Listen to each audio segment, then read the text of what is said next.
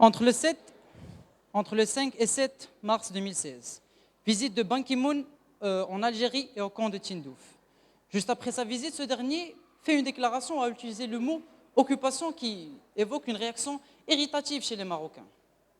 Le 13 mars 2016, 3 millions de Marocains sortent dans la ville de Rabat pour clamer haut et fort que M. Ban Ki-moon manquait de neutralité et que le Maroc restera dans son Sahara et le Sahara demeurera dans son Maroc jusqu'à la fin des temps. Ceci est loin d'être fini puisque M. Ban Ki-moon a convoqué le lendemain le ministre des Affaires étrangères, M. Salah Al-Jamzouar, pour exprimer sa profonde déception à propos sa profonde déception, et sa colère à propos de la manifestation qui lui fut personnellement adressée.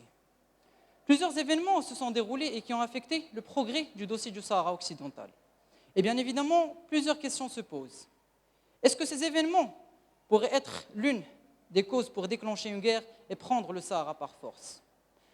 Ou à quel point ces événements aideront au développement de ce dossier? Mais la question qui reste importante est la suivante. Est-ce que le gouvernement marocain a bien réagi face aux positions prises par M. Ban Ki-moon lors de sa visite en Algérie et au camp de Tindouf? Une question dont les méandres restent abstraits et que malheureusement ne seront pas éclairés. Chère audience, c'est un peu bouleversant d'annoncer ça, mais malheureusement, les deux équipes ne pourront pas débattre aujourd'hui. Bon, s'il vous plaît, quand même, on ne va pas rester ici à rien faire. Et heureusement qu'on a ces deux élèves qui sont pris volontaires cet après-midi pour débattre le sujet et qui auront 10 minutes chacun. Donc, applaudissons haut et fort Monsieur Elias Strifi qui représente le pour. Et Monsieur Farouk Labas qui représente le contre.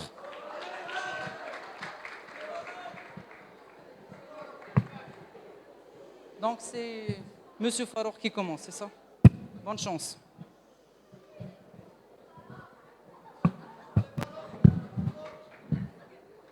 Bonsoir tout le monde. Bonsoir tout le monde. Le Maroc a réagi légitimement face à la décision de Ban Ki-moon. J'en doute. Je parlerai d'une part du gouvernement et d'une autre part du peuple. Commençons par le gouvernement. Pour être honnête, le gouvernement aurait pu facilement combler ce problème en choisissant un bon diplomate qui a de bons arguments et qui a une bonne façon de parler, car honnêtement, celui qu'on a et que je ne désignerai pas de monsieur mais petit Salah Al-Jamzouar était bien loin de compléter sa mission avec efficacité. Tout d'abord, le long de sa carrière, il n'a subi aucune formation dans le domaine politique. Et pourquoi l'élire en tant que ministre et au pire, ministre des Affaires étrangères? C'est grave. Essayons au moins d'élire une personne jeune, fière, pondérée qui pourrait résoudre le problème en un clin d'œil. Mais pas quelqu'un qui ne sait même pas se défendre devant quelqu'un qui enroule son pays et lui-même devant tous les téléviseurs mondiaux. Maintenant, passons au peuple. 3 millions de Marocains sont sortis à Rabat. Oui, certes, c'est un grand nombre, bien sûr. Mais je peux vous assurer que la plupart ne savent, mais maintenant, quand il fait et pour quelles raisons. D'après un micro-trottoir qu'a fait la chaîne Agadir Online, la chaîne YouTube Agadir Online, le jour J, le 13 mars 2016 à Rabat, avec quelques Marocains. Je serai sincère et je reporterai les propos de ces Marocains. Excusez mon arabe. Commençons par un jeune homme. Je connais Ban Ki-moon. هو اللي تيحد الدستوري ما عرفتيش. Un autre encore pire. عرفتي بان كيمون؟ البار كيمون راه حلوا ليه جبيتو لهنايا وراه قتلوه الفوق راه بغاو يدفنوه.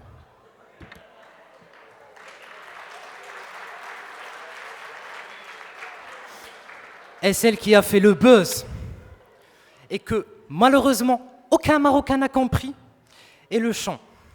Walwalida jibil aqa sahra baqa. Il a conclu avec Lakum dinukum waliyadin.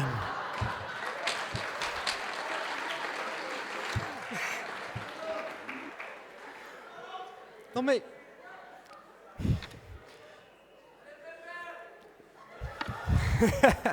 Aucun commentaire, vous savez.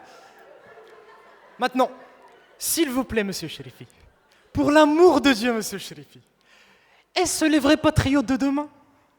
Est-ce ceux qui vont être élus en tant que représentants et dirigeants du pays et du peuple? Oh mon Dieu, c'est horrible, et c'est si ironisant. Merci.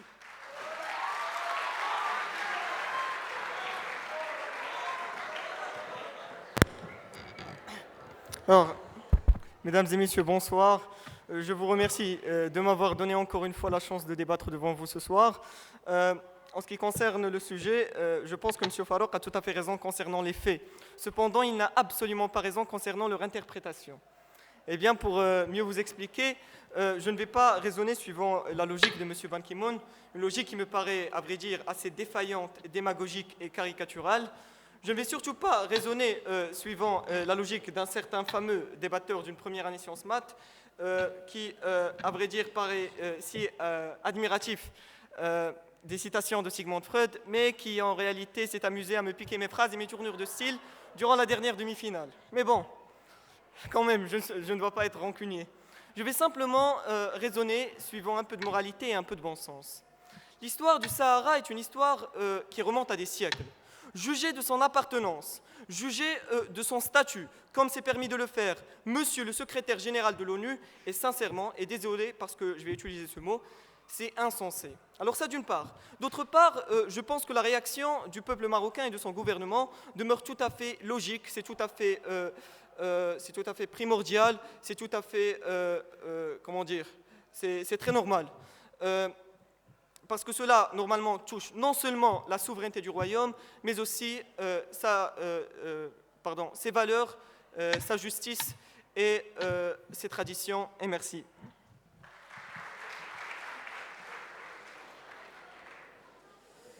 Donc, Monsieur Farouk, pardon, s'il vous plaît. Bon. Donc, chère audience, c'est réglé. Et quand même, merci, chers camarades, d'avoir sauvé la mise et improvisé durant ces 4 minutes. Cette fois-ci, je voudrais appeler les deux équipes et pour de bon. Chers camarades, veuillez applaudir les représentants du camp.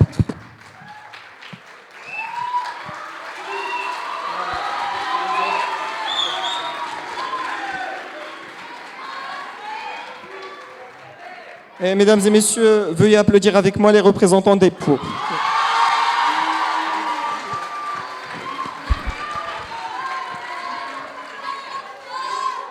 Et sans oublier notre honorable jury, Monsieur Uhdo, Madame l'Iraqi, Madame Semari et finalement Monsieur Nizar Talal. Et maintenant, je vous laisse avec les règles du débat et les règles de l'audience. Alors, commençons d'abord par les règles du débat. Les interventions se font respectivement et à tour de rôle et doivent durer 1 minute au minimum. 2 interventions successives de la même équipe ne doivent pas avoir lieu. Les interventions doivent être faites de manière correcte, évitant toute vulgarité, sarcasme déplacé ou autre forme d'irrespect. Il faut respecter le temps réparti pour chaque équipe, 20 minutes. En ce qui concerne les règles de l'audience est tenue de respecter les débatteurs. Pour ce faire, il faut respecter les règles ci-après. Maintenir le silence, le calme et le respect dans la salle. Ne pas applaudir qu'à la fin de chaque intervention de manière courtoise en évitant les sifflements, les hurlements et toute autre forme d'irrespect. Interdiction de quitter la salle avant la délibération du jury. Ne pas monter sur scène à la fin du débat. Interdiction d'utiliser les téléphones portables. Et la règle fondamentale, c'est « ayez du plaisir à contempler cette querelle qui aura lieu aujourd'hui dans quelques instants ». Merci. Donc j'appelle Monsieur le directeur pour tirer au sort.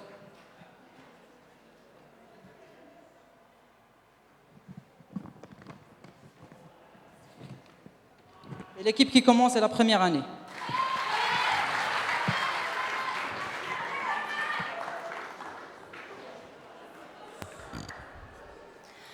Chère audience, honorable jury, monsieur le directeur, opposants, bonsoir. Aujourd'hui, j'ai l'immense honneur et privilège de me tenir ici devant vous et défendre une si noble position. Car nous défendons notre royaume, son intégrité et la décision prise par notre gouvernement marocain à l'égard des propos du secrétaire général de l'ONU, M. Ban Ki-moon, qui a fait preuve d'un manque de neutralité et d'une défaillance inédite, violant toutes les valeurs de l'ONU, à savoir l'intégrité, le professionnalisme et le respect de la diversité. Un tel personnage se doit d'être neutre, diplomate, éviter tout conflit, voire même trouver une solution aux conflits déjà existants. Il est donc inacceptable et inconcevable que cette prise de position soit tolérée et pas sans une réaction de notre gouvernement marocain. Chose qu'il a fait avec brio, en envoyant notre ministre des Affaires étrangères pour exprimer le mécontentement des Marocains, en informant l'ONU d'une réduction de l'effectif de ses missions au Sahara et en organisant une marche de plus de 3 millions de participants à Rabat. Maintenant, vous trouvez que ce n'était pas convenable. Ça laisse à supposer que soit le Maroc aurait dû réagir plus fermement, et là laissez-moi vous poser la question suivante. Qu'aurions-nous dû faire ? Il aurait peut-être été plus judicieux de faire écrire à Ban Ki-moon « Je ne recommencerai plus 100 fois » ou lui faire signer un rapport avec -6 et conseils de discipline, ou si vous voulez, exiger sa tête empaillée dans un paquet cadeau. Non mais sérieusement, vous qui vous y connaissez en politique, répondez à ma question. Qu'aurions-nous dû faire de plus ? Ou de moins ?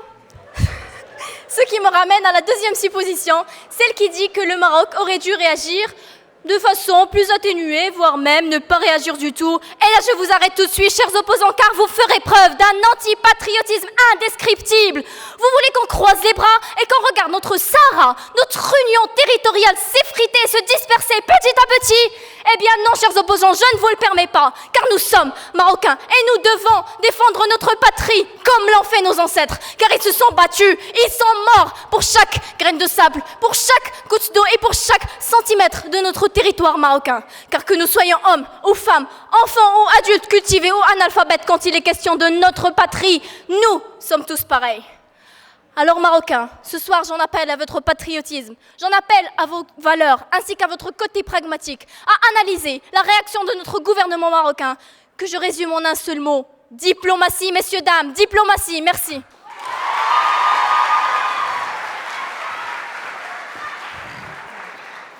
Monsieur le directeur, honorable jury, chère audience et chers camarades, bonsoir. C'est avec une immense joie et un grand honneur de débattre d'un sujet des plus pertinents. Un sujet qui nous concerne tous, autant que citoyens marocains touchés dans ce que nous avons de plus sacré, notre intégrité, notre patrie et notre dignité. En effet, chers camarades, nous sommes autant révoltés que vous, que Ban Ki-moon, le secrétaire général des Nations Unies, ait commis une bavure aussi grave, touchant ainsi notre image et notre fierté. Mais nous réfutons et fermement toute réaction irréfléchie et irraisonnée. D'ailleurs, c'est pourquoi mes camarades et moi tenons à éviter toute méprise et tout quiproquo concernant l'interprétation de notre position. Ce serait de l'absurdité et de l'inconcevable de prétendre que nous sommes indifférents à ces accusations pleines de haine et de blasphème. Car, chère audience, tout Marocain touché dans ce qu'il a de plus sacré et vénéré se doit de se sentir meurtri et révolté. Notre but alors, mesdames et messieurs, est de vous démontrer que les actions du gouvernement, ou pardonnez-moi, plutôt ses erreurs, et que vous défendez tant, sont totalement déplacées, totalement indignes d'un gouvernement qui se respecte. Comment dirais-je ? Totalement dénué de diplomatie, de professionnalisme et de clairvoyance. En effet, mesdames et messieurs, alors que nous détenons des preuves solides appuyant notre cause, des alliés inconditionnels parmi les plus grandes puissances du monde et un statut privilégié au sein de la communauté internationale. Et au lieu de profiter justement de cette maladresse de Ban Ki-moon, qu'a fait notre cher gouvernement ? Qu'a-t-il fait, chers camarades ? Eh bien, il a réagi, et comme d'habitude, de manière impulsive, en bravant toute convention internationale comme un enfant capricieux et incapable de s'imposer par diplomatie. N'est-ce pas honteux, chers camarades ? N'est-ce pas honteux que de faire usage de chantage alors que les preuves de la justesse de notre cause n'en manquent point ? Par ailleurs, mes camarades et moi avons vu instructif d'attirer l'attention de nos chers opposants sur les manipulations de diversion orchestrées par ce gouvernement. Un gouvernement, mesdames et messieurs, qui non seulement est incapable d'être à la hauteur de ses responsabilités, mais également ridicule dans ses réactions diplomatiques.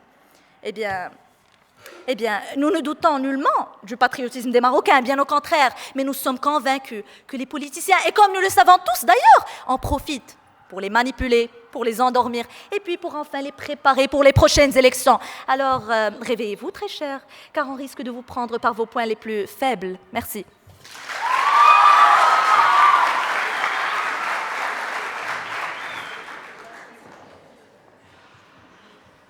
Chers opposants, vous avez oublié de répondre à notre question.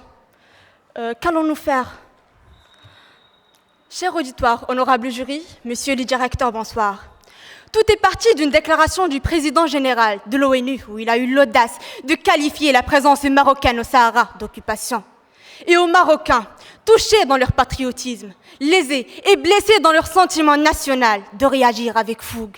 Témoignage combien admirable et homérique chez un peuple qui n'a jamais failli à ses devoirs envers son pays.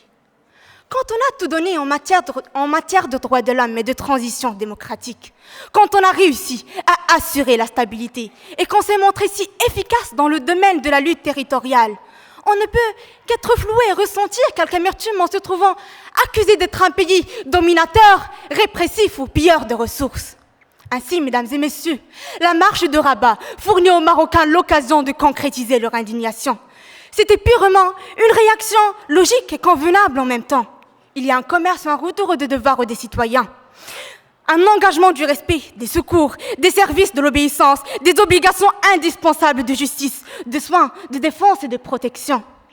Tout persuadés qu'ils étaient, chacun selon sa profession, son génie. Ils ont envoyé un message à tous ceux et celles qui se battent sur les fronts diplomatiques.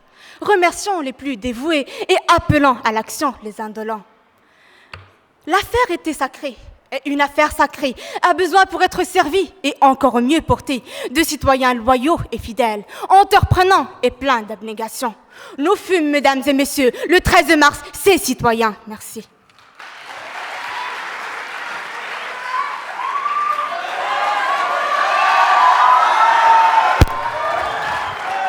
Alors, tout d'abord, chers opposants, puisque vous avez parlé, vous nous avez posé une question, nous ne sommes pas là pour donner des solutions, mais c'est au gouvernement que vos parents, j'estime, ont voté pour eux. C'est à eux de donner des solutions. Et aussi,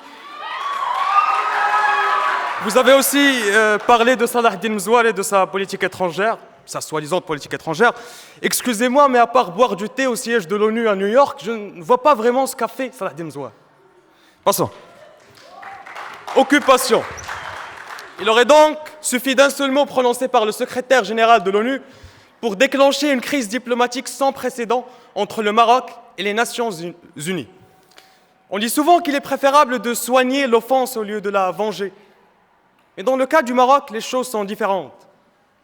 Notre gouvernement, et comme à son habitude, a décidé de réagir bêtement aux propos de Ban Ki-moon, et ce, en expulsant les civils de la Minurso. Ce n'est pas tout, mesdames et messieurs, parce que notre soi-disant élite politique a aussi orchestré une manifestation qui s'est tenue à Rabat en mobilisant près de 3 millions de personnes à qui on distribue pain, sardines en boîte, photos du roi et portraits défigurés de Ban Ki-moon. Tout ça pour insulter un personnage public. Tout ça pour insulter le secrétaire général de l'ONU. Chers opposants, sachez que ce n'est pas en surnommant Ban Ki-moon Pokémon qu'on réussira à montrer au monde notre indignation. Mais s'exciter tel un enfant gâté qui ne veut guère entendre des mots qui lui déplaisent ne sert qu'à montrer au monde une seule et unique chose. Notre fébrilité qui frise le ridicule. Notre faiblesse qui démasque notre peur. Sachez que la politique n'est pas une télé-réalité, tout comme la diplomatie n'est pas un dessin animé. Nos diplomates ne sont pas là pour faire le show comme Nabila, mais plutôt pour défendre une cause, défendre notre intégrité territoriale. Je ne suis pas moins marocain que vous, mais je n'adhère pas à cette réaction aussi précipitée qu'agressive de notre gouvernement. Je ne suis pas moins marocain que vous, mais je ne soutiens pas l'improvisation politique de nos diplomates. Je ne suis pas moins marocain que vous, mais je ne veux pas limiter notre relation avec l'ONU en la personne d'un secrétaire général décrédibilisé, d'un secrétaire général en fin de mandat. Je ne suis pas moins marocain que vous, je suis certainement plus raisonnable que vous. Plus raisonnable pour ne pas avaler toutes ces manigances machiavéliques d'un gouvernement qui pense plus au maintien du pouvoir qu'aux attentes d'un peuple asservi, d'un peuple manipulé. J'exige donc en tant que citoyen responsable, en tant que patriote, que la diplomatie de mon pays soit à la même hauteur, au même niveau de sa renommée. C'est ça, chers camarades, le vrai patriotisme. Merci.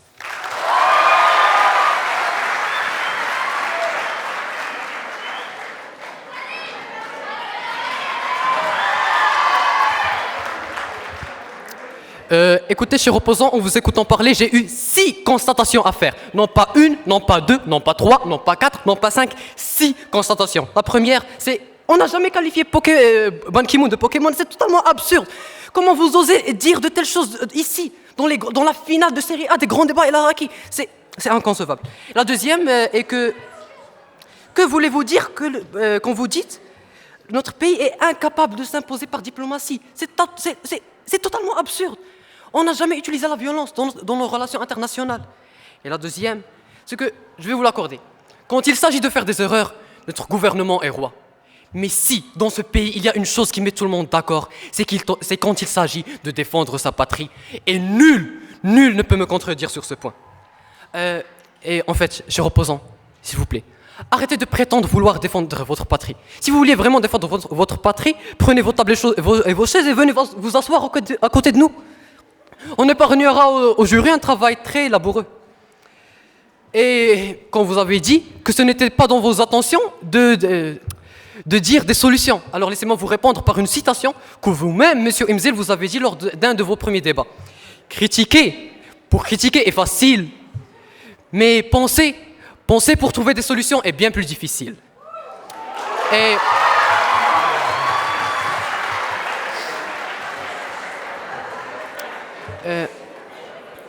Et s'il vous plaît, concernant la MINURSO, quand le Maroc a décidé d'exclure la MINURSO, ce n'était pas un but en soi. Le Maroc voulait simplement transmettre un message. Et ce message, c'est que nul n'est en mesure de nous dicter notre politique intérieure.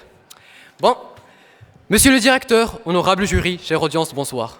Tout d'abord, j'aimerais exprimer mon bonheur la première fois que j'ai lu ce sujet. J'ai tout de suite su que j'avais l'opportunité de défendre l'une de mes plus profondes convictions. Ma conviction, tout au long de ce débat, est que le Maroc a su réagir convenablement et parfaitement aux déclarations faites par Ban Ki-moon, le secrétaire général des Nations Unies. Ce n'est pas la première fois que je défends la position du Maroc dans cette affaire, et ce n'est certainement pas la dernière. Alors maintenant, j'aimerais m'adresser au public ici présent. Aujourd'hui, mesdames et messieurs, soyons fiers. Soyons fiers d'être Marocains. Soyons fiers de ce patriotisme dont nous avons fait preuve. Soyons fiers de notre gouvernement qui a su, pour une fois, incarner la volonté du peuple. Mesdames et messieurs, toutes ces personnes méritent vos applaudissements. Aujourd'hui, nous avons fait comprendre au monde entier qu'aucune entité, créature ou individu ne peut s'en prendre à notre intégrité territoriale sans en subir les conséquences. Aujourd'hui, le Maroc est sorti la tête haute d'un conflit avec l'un des hommes les plus puissants de notre époque, Ban Ki-moon, le secrétaire général des Nations Unies, qui a préféré faire la politique de l'autruche plutôt que d'affronter la colère du peuple marocain. Bien sûr, même devant un tel exploit, il existe toujours des personnes insatisfaites qui critiquent pour critiquer, comme vous le faites, et qui s'en prennent à des valeurs morales indiscutables. Je m'excuse, chers opposants, mais votre position est totalement absurde. Il semblerait que même lorsque la vérité crève les yeux, certaines personnes préfèrent rester aveugles. Alors, laissez-moi vous dire une chose. Quand on pense que c'est avec des mesures minimalistes qu'on résoudra nos différends, on commet là une erreur diplomatique et politique impardonnable. Le Maroc n'a jamais voulu entraver la paix. Il est tout simplement dans une position d'autodéfense tout à fait légitime. Alors laissez-moi vous dire une dernière petite remarque. Vos injures pessimistes n'atteindront jamais, au grand jamais, le geste du gouvernement marocain. Merci.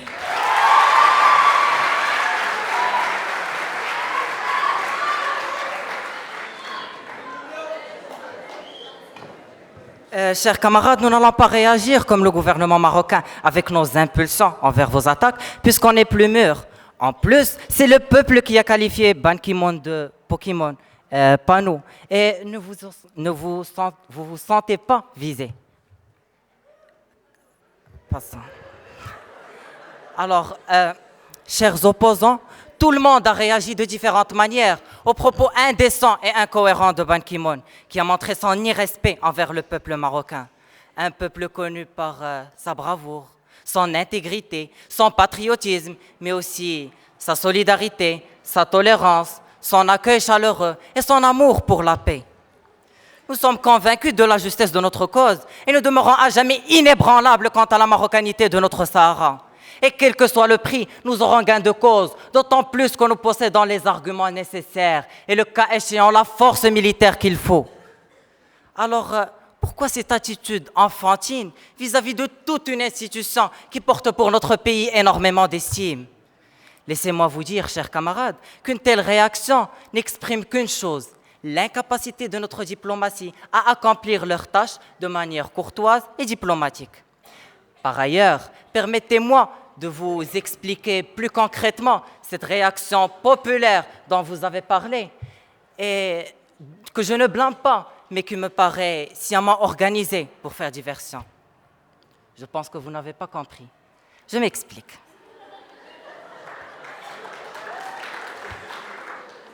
Sachez, chers camarades, que lorsqu'il y a des problèmes socio-économiques dans un pays quelconque et qu'il y a risque de troubles, de révolte ou autres menaces du gouvernement en place, la stratégie à utiliser consiste à créer un problème relativement plus important que les problèmes existants afin de détourner l'attention du peuple.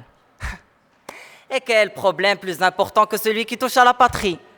Donc ces foules qui se sont engagées dans des manifestations et des marches de contestation ont été manipulées. Car croyez-moi, la majorité des participants n'en savaient absolument rien à propos du sujet.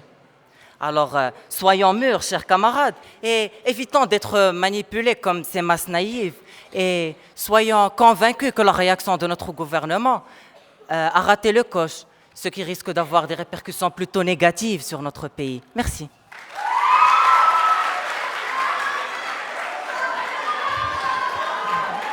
Merci. Vous n'avez rien compris. Premièrement, chers camarades, supportez que je vous réponde. Permettez-moi de vous apprendre qu'en politique, quand on défend le contre, c'est-à-dire l'opposition, on incarne l'alternative, c'est-à-dire on présente des idées qui sont contraires aux idées du pour. Nous sommes au milieu du débat, on n'a toujours aucune alternative. Bon, mesdames et messieurs, en analysant profondément notre sujet, des idées me vinrent, des questions fusèrent de part et d'autre. Des questions que je n'ai pu mettre sous silence, à savoir, question, quels sont les efforts fournis par le Maroc dans la résolution du conflit sahraoui?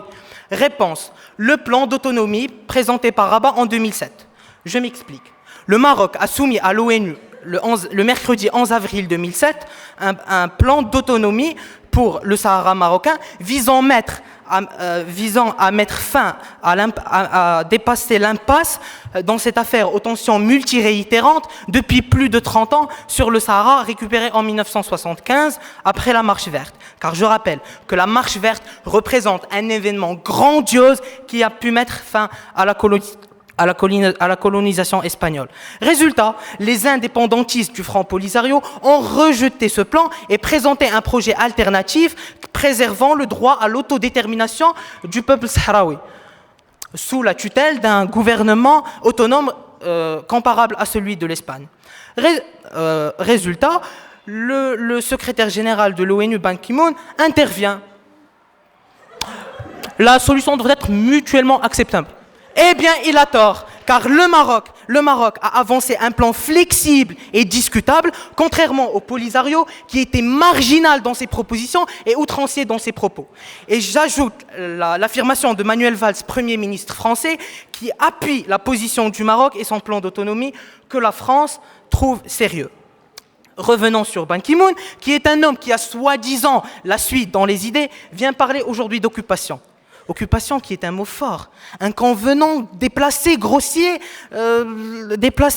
incongru, et les adjectifs ne me manquent pas pour le décrire. Un mensonge, une calomnie. Ensuite, il mime le signe de la victoire dans le camp du Polisario. Encore pire, ou pire encore, comme vous voulez, tous ces rapports manquaient clairement de neutralité. Eh bien, mesdames et messieurs, avec la situation que le Maroc est en train de vivre, cela reviendrait à croire que notre situation, nous Marocains, n'est plus qu'une balle de match dans une partie de tennis opposant le Maroc, le Polisario, avec Ban Ki-moon comme arbitre et qui ne compte aucun point marqué par le Maroc. on s'étonne plus du fait que le Maroc échoue à chaque affaire. De ce fait, mes chers compatriotes, on ne peut que s'indigner, se révolter, se mutiner et se soulever contre ce summum de l'immoralité politique. Le moins qu'on puisse dire, c'est que la réaction de notre gouvernement, en participant à ces manifestations et en condamnant ces propos infâmes et turpides, est convenable et appropriée. Merci et à bon entendeur, salut.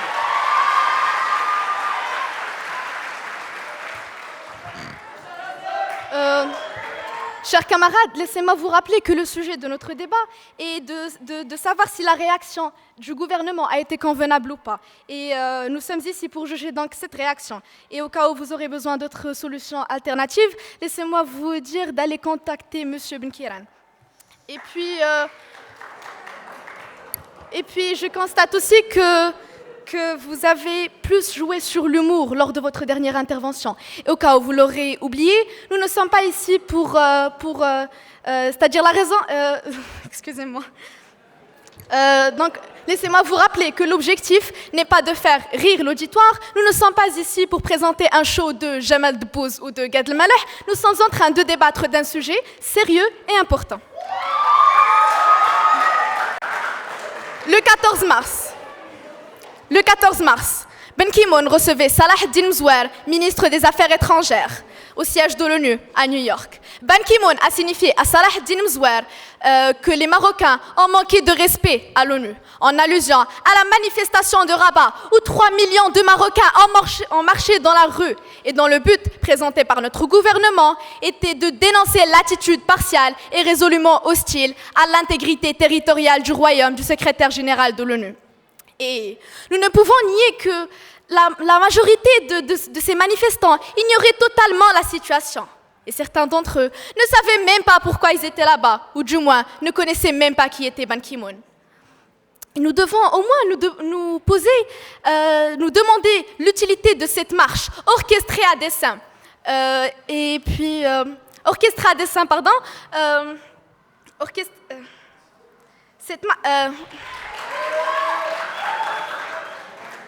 Nous devons au moins nous demander l'utilité de cette marche orchestrée à dessein en se basant sur la crédulité de la population.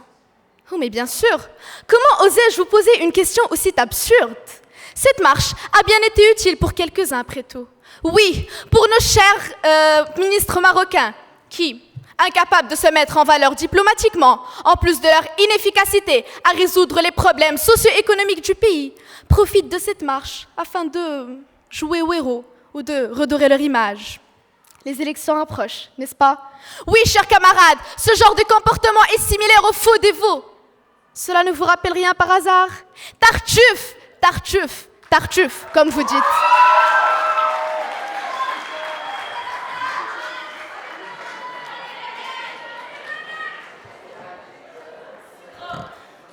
Alors, premièrement, je voudrais vous poser une question. Pourquoi on va contacter M. Benkiran, ni même notre gouvernement? Parce qu'on est d'accord avec ce qu'ils disent, on est convaincus de ce qu'ils ont fait, on sait qu'ils ont bien réagi. C'est vous qui êtes contre, c'est à vous de faire ça. En plus...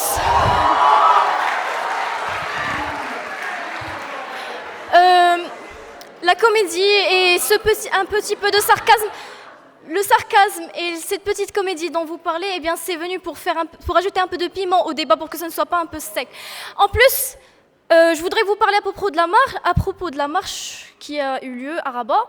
Eh bien, combien de personnes pouvez-vous dire combien de personnes étaient là et ne savaient pas pourquoi ils étaient là? Il y avait des vidéos sur YouTube. Je pense qu'il y avait une dizaine de personnes, peut-être. Une centaine, si vous voulez. 100 sur 3 millions, ça fait combien? C'est très considérable, oui. En plus, il y avait des médecins, des professeurs, des enseignants universitaires, des étudiants, plein de gens cultivés. Et vous ne voyez que les gens qui ne savaient pas pourquoi ils étaient ici. Franchement, je comprends pas. Chers opposants, je suis déçue. Franchement, c'est sincère. Et dire qu'il y a quelques années à peine, des hommes, des vrais, étaient là, prêts pour se sacrifier, corps et âme.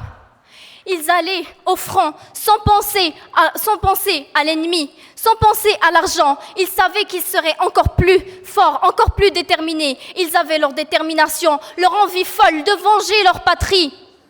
Ils allaient sans se soucier, sans s'inquiéter pour cette famille, cette mère, cet enfant ou cette femme, car ils savaient qu'ils grandiraient avec la conviction inébranlable que leur père, leur fils ou leur mari était un héros.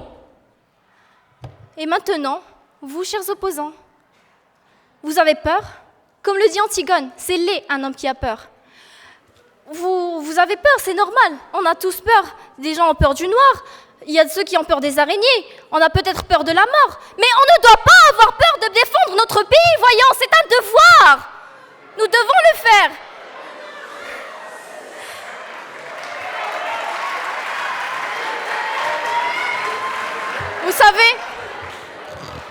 Vous savez, j'espère que les 33 492 001 Marocains ne sont pas comme vous. Parce que si oui, eh bien c'est honteux. Merci.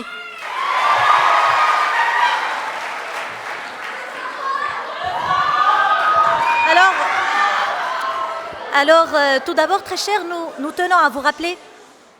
Tout d'abord, très cher, nous tenons à vous rappeler que c'est vous qui aviez demandé des solutions à proposer. Ça, c'est d'une part. D'une autre part, excusez-moi et veuillez excuser ma franchise, votre humour est dérisoire et malheureusement tend vers le ridicule. On peut saisir que on peut saisir que vous êtes des adolescents de 16 ans, mais vous savez, à un moment, il faut savoir se tenir. Passons. Alors, chère audience, généralement pour transmettre un message quelconque, l'utilisation d'exemples s'avère être la meilleure option. Alors, prenons-en un plus terre à terre pour mieux aider à comprendre le sujet d'aujourd'hui, justement. Alors, chère audience, imaginons que lors d'un projet à deux, par exemple, votre partenaire ne fait aucun effort de contribution. Cependant, et après avoir rendu votre travail, votre professeur vous accable de reproches et comble plutôt votre camarade de louanges. Que feriez-vous, chers camarades? Pointez votre établissement du doigt et incitez vos amis à le quitter? Eh bien, permettez-moi d'en douter. Ce serait d'une maladresse flagrante. En effet, soyez sûrs, chers camarades, qu'il serait plus judicieux d'aller affronter votre professeur. N'est-il pas l'unique responsable et l'ultime fautif? Mais c'est clair comme bonjour, mesdames et messieurs. Cet exemple aussi simple, aussi clair et aussi similaire à la réaction impulsive de notre gouvernement. Il va sans dire, bien évidemment, que les propos de Ban Ki-moon nous ont révoltés. Oui, il est vrai aussi que le peuple ne peut et ne doit qu'exprimer sa colère à l'encontre d'une attitude aussi indigne et d'une personnalité aussi importante. Mais oui encore, nous admettons qu'il est légitime de manifester, de crier haut et fort l'injustice et la partialité de Ban Ki-moon. Or, la réaction du gouvernement, mesdames et messieurs, une réaction qui est censée être intelligente et réfléchie, s'avère semblable à celle du peuple, spontanée et sans rigueur. En effet, chère audience, notre gouvernement a fait fi de tous les principes fondamentaux qui régissent les relations internationales, alors qu'il bâtit sa renommée justement sur ce point-là. Or voilà qu'après cette attitude irraisonnée, on a fini par gâcher toute l'image qu'on a façonnée pendant des décennies. Alors, chers camarades, reconnaissez que cette attitude irraisonnée n'a engendré que de retombées négatives concernant l'image qui fait la fierté de notre pays. Mais tout d'abord, ayez l'audace d'être objectif. Et reconnaissez que votre position est basée malheureusement sur un sentimentalisme naïf, car avec votre vision candide, vous risquez d'avoir un choc terrible, car nous ne vivons pas dans le meilleur des mondes. Et merci.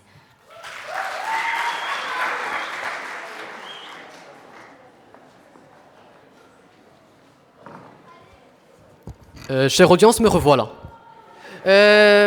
Si votre manœuvre argumentative laisse à désirer, par contre, j'admire votre imagination. Alors comme ça, Ban Ki-moon serait une manœuvre du gouvernement marocain pour accéder encore une fois au pouvoir. Je pensais qu'on avait arrêté la théorie du complot avec M. Jekik, mais il semblerait qu'il y ait des récidivistes. Et une dernière... Et juste pour la remarque, on a 17 ans, vous êtes quoi? Combien y a-t-il de différence d'âge entre nous? Quoi, 3 mois? C'est sûr que vous êtes plus mature de 3 mois que nous, ça je vous l'accorde. Enfin, en effet, chez Reposant, lorsqu'on reçoit de plein fouet une agression verbale, une décharge émotionnelle immédiate nous envahit. Instinctivement, nous avons envie de réagir avec la même dose d'agressivité, ce qui risque de mal finir. Ou on cherche les toilettes les plus proches pour pleurer un bon coup. Et là encore, ça ne résout rien. Mais vous allez m'excuser, chers opposants, parce que ce n'est pas le cas du gouvernement marocain, qui a su répondre avec tact et clairvoyance aux propos de Ban Ki-moon. Comment l'a-t-il fait? Comment a-t-on répondu à Ban Ki-moon? On l'a fait en envoyant une lettre ne contenant aucun mot ou expression gros texte, pour que monsieur puisse nous expliquer le pourquoi du comment qui justifie ses propos outrageux envers le peuple marocain. Certains diront que cette réaction est trop pacifiste, mais ces personnes ont tort, et cela pour deux raisons. La première, c'est qu'on n'est jamais trop pacifiste. Et la deuxième, c'est que le gouvernement marocain a su répondre de manière convenable à des propos qui, eux, ne l'étaient pas. Et ceci ne fait pas de lui un pays faible. Bien au contraire, cela fait de lui un exemple à suivre. Alors, si jusqu'à présent, les propos de mes camarades vous ont laissé indifférents, alors je vous suggère de chercher minutieusement où réside l'intérêt de votre pays. Mais si par contre vous voyez ce que je vois, si vous ressentez ce que je ressens, et si vous désirez ce que je désire, alors vous n'aurez aucun mal à comprendre que notre position est irréfutable. Le Maroc a su préserver sa dignité et sa fierté tout en préservant les valeurs de paix, de démocratie et d'internationalisme qu'il se veut défendre. Si ça, mesdames et messieurs, ce n'est pas une victoire, alors expliquez-moi ce que c'est. Merci.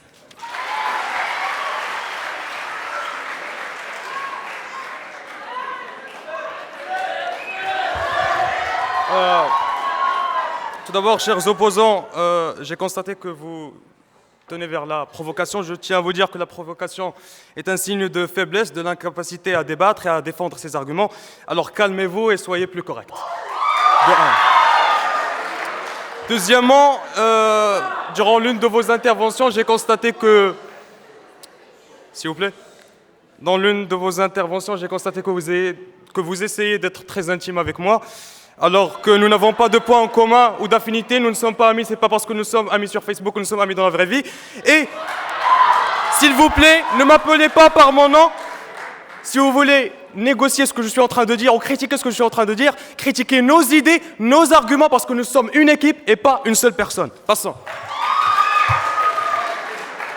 Le ressentiment nous empêche de voir la réalité, de voir ce qui est là, ici et maintenant.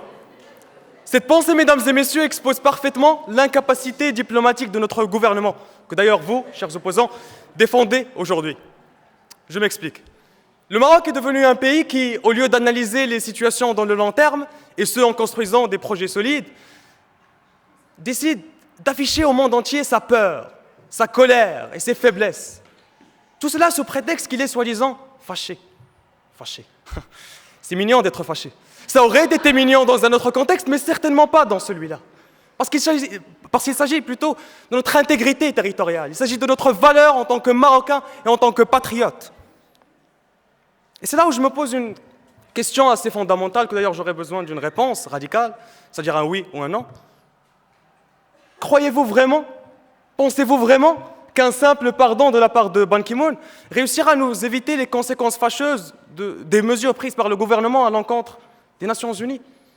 Alors, si par malheur, je ne sais pas, si par malheur la réponse est oui, alors permettez-moi de vous dire que vous êtes plus naïf qu'une personne qui pense être intelligente après avoir répondu à une question de Zem. Chers opposants, ce pays doit arrêter d'agir par peur de Shoah. Ce pays doit assumer ses responsabilités et défendre intelligemment, et je souligne sur le mot, la marocanité du Sahara. Sachez, chers camarades, qu'en ayant ce genre de comportement, vous trahissez la mémoire de la Marche verte. Vous trahissez la mémoire de la résistance marocaine sous l'emprise française. Vous trahissez la mémoire de Hassan II. Mais surtout, vous trahissez votre raison. Sachez que être sage politiquement ne veut en aucun cas dire avoir peur, mais avoir ce genre de comportement, prendre ce genre de mesures, expulser des employés de l'ONU, c'est ça, avoir peur. Merci.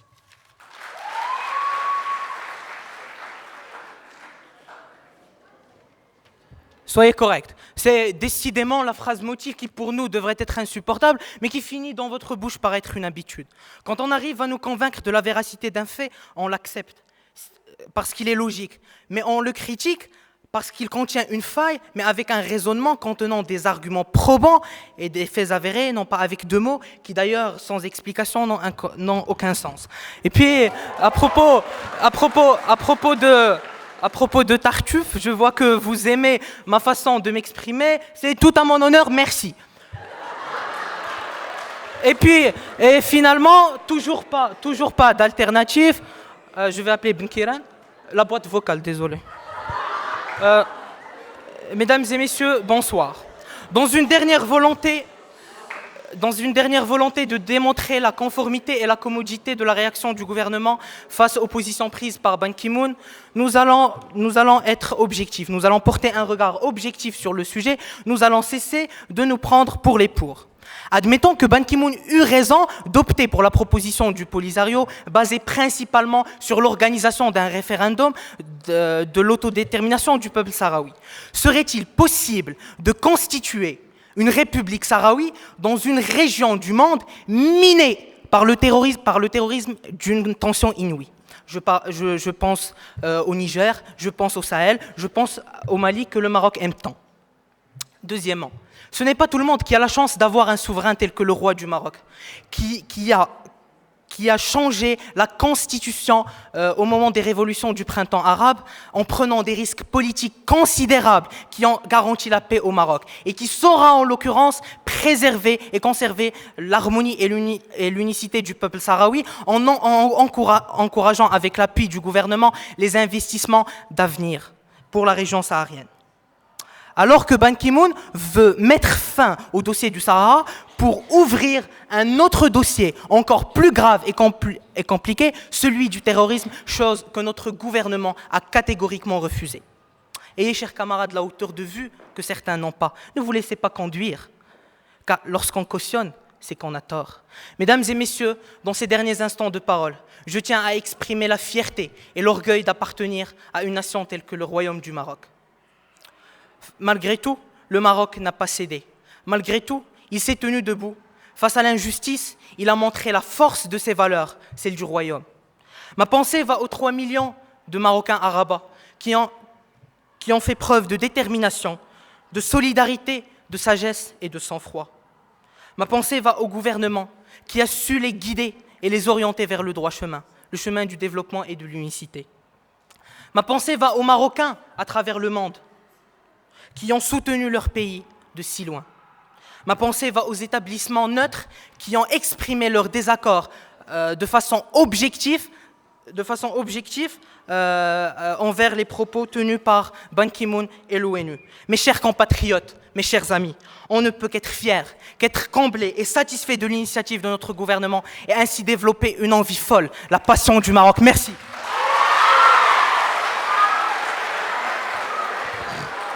Chers camarades, je ne sais pas si vous faites exprès de jouer aux incultes ou vous l'êtes réellement, mais laissez-moi encore une fois vous rappeler que par cette décision d'enfant gâté, le Maroc a violé la Charte des Nations Unies.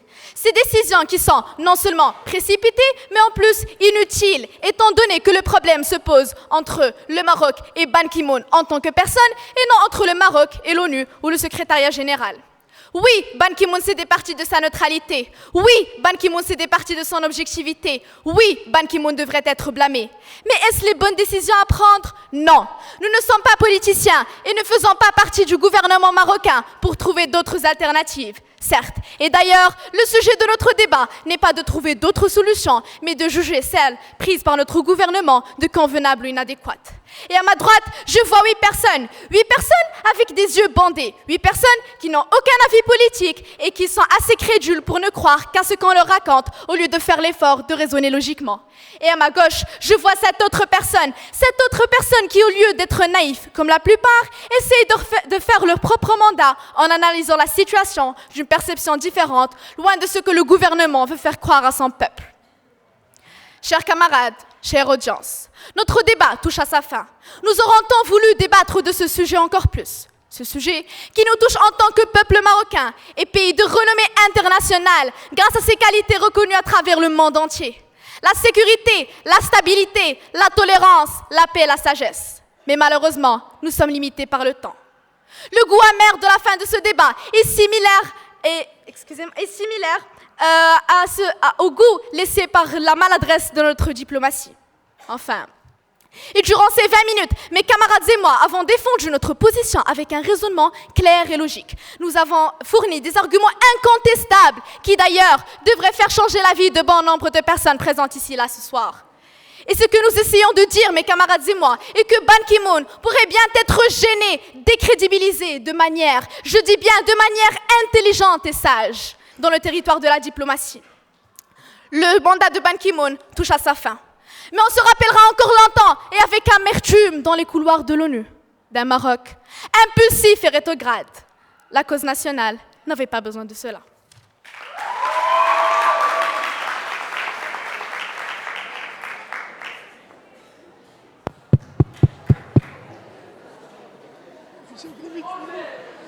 J'invite les membres du jury à aller délibérer. Je donne la parole à monsieur le directeur.